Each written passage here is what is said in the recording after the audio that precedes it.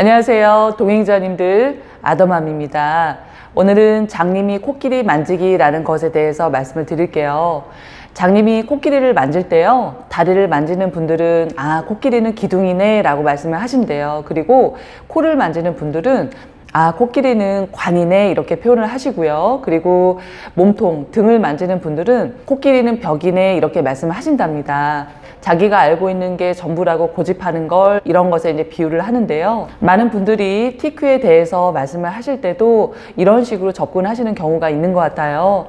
이런 레버리지 상품은 투자하는 게 아니지. 그리고 그거는 하락장에서 계좌가 녹아내려 가만히 있어도 그냥 돈이 없어지는 거야 라는 말씀들을 많이 하셨던 것 같아요. 그런데 물론 그런 부분도 있겠지만 전체를 봤을 때는 상승장을 탈 때는 3배씩 오른다는 겁니다. 그렇기 때문에 그런 과정에 대해서도 충분히 이해를 하고 알아야 되겠지만 전반적으로 이해가 되면 나는 주식수를 얼마만큼 모을 것인지, 그리고 나는 이 상품을 통해서 얼마를 벌 것인지 그 두 가지만 보고 전진하시면 될 거라고 저는 생각을 합니다. 그리고 라오어 무한매수법을 통해서 단기 수익을 얻을 때도요, 우리가 매일매일 사는 게 너무너무 중요했고 또한 수익을 내는 것이 중요한데, 저는 라오어 무한매수법도요, 마이너스일 때는 팔지 않을 겁니다. 그리고 지금은 30분할로 가고 있지만, 라오어 선생님 책에서는 40분할로 가고 있지만, 만약에 그런 정해진 분할수가 다 끝나도 수익이 나지 않을 때는 제게 돈이 좀 더 있다면 몇 번 더 이제 살 거고요. 그래도 수익이 나지 않으면 그냥 기다릴 겁니다. 그렇게 해서 반드시 수익이 났을 때 매도를 하려고 합니다.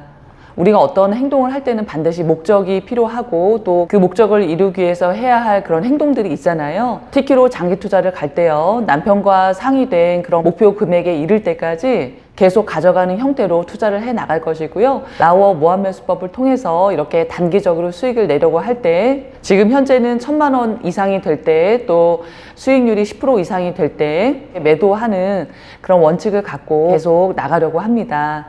책에 이런 내용이 나와요. 목표가 있다면 그 목표를 달성하기 위해 저지를 용기가 있어야 하고, 그것을 수습할 수 있는 용기도 함께 필요하다 말씀을 하십니다. 보통은 용기가 필요하다 이렇게 말씀을 하세요. 그런데 이 책에서는 수습할 수 있는 용기도 필요하다까지 말씀을 하십니다. 이 부분이 너무너무 좋았던 것이요, 우리가 어떤 일을 시작을 할 때 용기를 갖고 시작을 합니다. 그런데 그 일이 시작을 하고 나서부터 정말 늘 잘 되는 경우보다 중간중간에 좀 어려운 일이 있을 수도 있어요. 그럴 때 내가 그걸 계속 유지할 수 있는 그런 힘, 그런 상황을 수습할 수 있는 그런 힘, 용기까지 필요하다라는 부분이 참 귀한 말씀이라고 들어왔고요. 이런 TQ를 진행을 할 때도 10몇 년 만에 이렇게 100배 이상의 수익이 난 그런 주식이야 라는 거를 갖고 시작을 하셨어도 중간중간에 어떤 경제 상황에 따라서 계좌가 마이너스가 될 수도 있고 깊은 마이너스가 될 수도 있겠지만, 그럴 때 그걸 수습할 수 있는 그런 용기와 그런 실천력이 나중에 목표에 다다를 수 있는 그런 큰 힘이 되고 또 필요한 그런 과정이라고 생각이 듭니다. 2024년 새해도 이제 많이 지나갔어요. 우리가 작심삼일이라는 말을 많이 합니다. 어떻게 보면 의지가 약하다는 걸 표현하는 말일 수도 있겠지만, 사람의 보통 마음이 그럴 수 있으니 3일마다 한 번씩 다시 한번 마음을 잡고 이렇게 행동을 해 나가신다면 좋지 않을까 저는 생각을 합니다. 그러면 이번 주도 애쓰시고요. 저는 또 다음 주에 찾아뵙겠습니다. 안녕히 계세요. 며칠 전 남편과 병원에 가서 사전 연명 의료 의향서를 작성을 했습니다. 우리가 새해가 되면서 어떤 새로운 마음가짐으로 이렇게 살아가는 걸 생각을 하지만요, 뭔가 죽음에 대한 준비를 한번 해봤습니다. 오히려 이렇게 죽음에 대한 생각을 하니까요, 이런 삶에 대해서 더 생각을 해보게 됐어요. 그래서 제가 올해 77년생이고 48살 됐거든요. 그래서 대략 한 50세 정도라고 봤을 때, 어떤 죽음이라는 건 하늘이 결정을 하는 거지만, 저는 하늘이 허락하신다면 한 80세까지 이렇게 살면 좋겠다라는 생각을 했습니다. 그렇게 된다면 너무 감사하다라는 생각을 할 것 같아요. 그러면 앞으로 이제 30년이 남았고, 그러면 그 시간 동안 나는 누구와 만날까? 나는 뭘 할 때 행복한가? 이런 생각을 하면서 어떤 저의 행동을, 또 어떤 사람을 만날 것인가를 결정하려고 합니다. 그래서 만나고 나면 기분이 좋은 사람, 유쾌한 사람, 뭔가 내가 배울 점이 있는 사람들 만나기를 이렇게 한번 생각을 해봤습니다.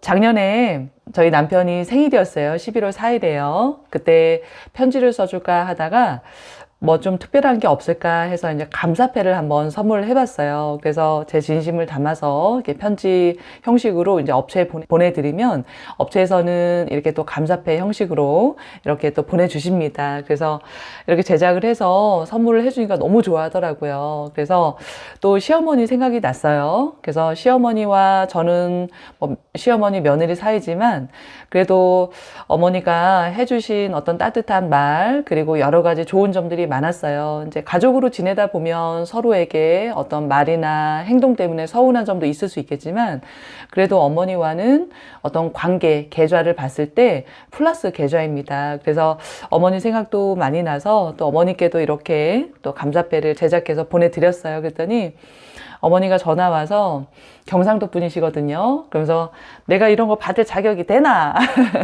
하시면서 이렇게 전화 왔어요. 그러니까 그 말에는 많은 것들이 포함이 됐을 거라고 저는 생각이 들었어요. 그래서 사람이 살면서 같이 사는 남편 얼마나 미운 점도 많이 보이겠어요. 그런데 멀찍이 떨어져서 봤을 때 아유 가정 이루고 사느라고 애썼지. 그리고 마음은 그게 아닌데 좀 뭔가 말이 표현하는 방식이 조금 내 마음에 안 들어서 그랬을 뿐이지 그 마음은 내가 안다라는 그런 느낌으로 좀 좋게 좋게 받아들이고 또 장점을 계속 보려고 하다 보면 그래도 남편에 대한 그런 고마운 마음, 좋은 마음이 생기고요. 또 그걸 또 편지로 이렇게 쓰게 되니까 상대방 또 너무너무 좋아하더라고요. 상대방들도 마찬가지죠. 저에 대해서 뭐 장점도 있고 단점도 있겠지만 그래도 좋은 점 자꾸 이렇게 봐주고 표현해 주니까 또 이렇게 결혼 생활 잘 유지해 나가는 것 같습니다. 영상을 보시는 분들도요, 주변 분들과 이렇게 마음을 나누시면서 또 이렇게 건강하게 잘 지내셨으면 좋겠습니다. 그러면 저는 또 다음에 뵙겠습니다. 안녕히 계세요.